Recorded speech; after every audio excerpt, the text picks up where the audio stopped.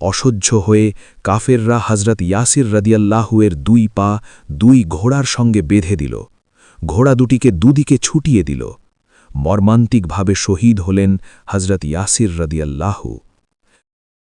প্রথম ঈমান আনলেন একজন, তিনি পরিবারের একজন নবীন যুবক, পরিবারের একজন ছেলে, আম্মার তার নাম।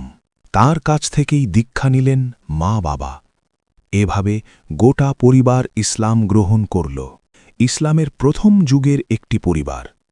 ইসলাম গ্রহণ করেছে কেউ শুনলেই মক্কার মুশরিকরা মার মার করে তেড়ে আসে। তীর, ধনুক, বর্ষা আর পাথর নিয়ে মুসলমানকে আঘাত করে। আঘাতে আঘাতে ক্ষতবিক্ষত করে তারপর ছাড়ে। এই পরিবারটি সেই সময়ে ইসলাম গ্রহণ করেছে। আল্লাহর রসূলের প্রতি ঈমান আনতে গিয়ে দুর্দান্ত সাহসের পরিচয় দিয়েছে। দুনিয়া কাঁপানো কষ্ট ভোগ করেছে। অসম্ভব ধৈর্যের পরিচয় দিয়েছে। ঈমান আর ইসলামের কাছে এই পরিবার নিজেদেরকে আমানত হিসাবে তুলে দিয়েছে। এই আমানত আর ভাঙা যায়নি। একদিন, বহুদিনের মতো একদিন, হজরত রসূল করিম সাল্লাল্লাহু আলাইহি ওয়াসাল্লাম হেঁটে যাচ্ছিলেন। সঙ্গে হজরত উসমান। একটি পাথুরে জমিনের কাছাকাছি এসে উভয়েই থেমে পড়লেন। দেখলেন হজরত আম্মারকে, তার আব্বা ইয়াসিরকে, আম্মা সুমাইয়াকে খুঁটিতে বেঁধে রোদের তাপে নির্যাতন করছে কাফেররা, আর বারবার ইসলাম গ্রহণ ত্যাগ করার জন্যে নির্দেশ দিচ্ছে। তাদের শরীর উদাম করে চাবুক দিয়ে পিটাচ্ছে কুরাইশ নেতারা। এই দৃশ্য দেখে রাসূল আকরাম সাল্লাল্লাহু আলাইহি ওয়াসাল্লামের হৃদয়ে ব্যথা ছড়িয়ে পড়ল। তিনি বিমর্ষ হয়ে গেলেন। তারপর দুজনেই এগিয়ে গেলেন তাদের দিকে। রাসূল আকরাম সাল্লাল্লাহু আলাইহি ওয়াসাল্লামকে দেখে আক্রান্ত আর নির্যাতিত গোটা পরিবার যেন কান্নায় ভেঙে পড়ল। কাছের মানুষ পেলে মানুষের দুঃখ উথলে ওঠে। আম্মারের আব্বা হজরত ইয়াসির রাদিয়াল্লাহু বুক ফাটা আর্তনাদ করে উঠলেন, ইয়া রাসূলাল্লাহ, সময় কি এভাবেই বয়ে যাবে? ব্যথায় ব্যথায় রাসূলুল্লাহ সাল্লাল্লাহু আলাইহি ওয়াসাল্লামের বুকটা যেন ভেঙে পড়ছিল। তিনি বললেন, হে ইয়াসির পরিবার, ধৈর্য ধরো, ধৈর্য ধরো। এরপর নবীজি তাদের জন্যে মাগফিরাতের দোয়া করলেন। কাফেররা রাসূল করিম সাল্লাল্লাহু আলাইহি ওয়াসাল্লামকে সেখানে দেখে মহা বিরক্ত হয়ে উঠছিল।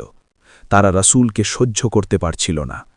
তারপরও রাসূল আকরাম সাল্লাল্লাহু আলাইহি ওয়াসাল্লাম বেদনা মাখানো গলায় আবার বললেন, হে ইয়াসির পরিবার, ধৈর্য ধরো, জান্নাতের অঙ্গীকার তো তোমাদেরই জন্যে। এরপর গোটা পরিবারের ওপর অত্যাচারের মাত্রা বেড়ে চলল। অত্যাচার করতে করতে তাদের প্রায় বেহুশ করে ফেলল, কিন্তু কেউ নতি স্বীকার করলেন না।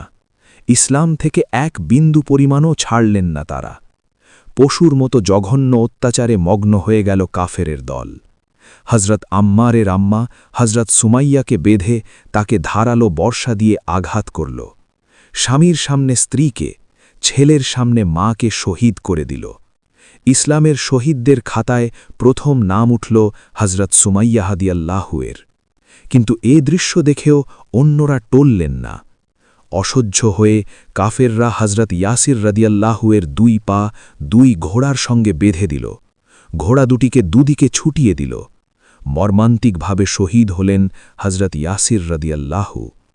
তারপর হজরত ইয়াসিরের আরেক ছেলে আব্দুল্লাহকেও মারতে মারতে শহীদ করে ফেলা হল। অলৌকিকভাবে বেঁচে রইলেন হজরত আম্মার রাদিয়াল্লাহু। ইসলামের জন্যে মা বাবা কুরবানি হয়ে গেলেন। কুরবানি হয়ে গেলেন ভাই। নিজের জীবনও শেষ হতে যাচ্ছিল, তবুও আম্মার রাদিয়াল্লাহু ইসলাম থেকে দূরে সরে যাননি। ইসলামের আরও কাছে এসেছেন। গোটা পরিবারটাই আল্লাহ পথে উজাড় হয়ে গেছে। গোটা পরিবারটাই বেহেশতের পথে এগিয়ে গেছে। ভিডিওটি ভালো লাগলে অবশ্যই লাইক ও শেয়ার করে অন্যদের দেখার সুযোগ করে দিন। এ ধরনের আরও হৃদয়ছোঁয়া ইসলামিক গল্প ও গুরুত্বপূর্ণ ইসলামিক বিষয় জানতে আমাদের সাথে থাকুন এবং ফলো করে পাশে থাকুন। আর যারা ইউটিউব থেকে দেখছেন তারা দয়া করে চ্যানেলটি সাবস্ক্রাইব করে রাখুন এবং বেল আইকনটি অন করে দিন, যাতে নতুন ভিডিও আপলোড হওয়ার সাথে সাথেই আপনি পেয়ে যান। আপনাদের সমর্থনই আমাদের অনুপ্রেরণা।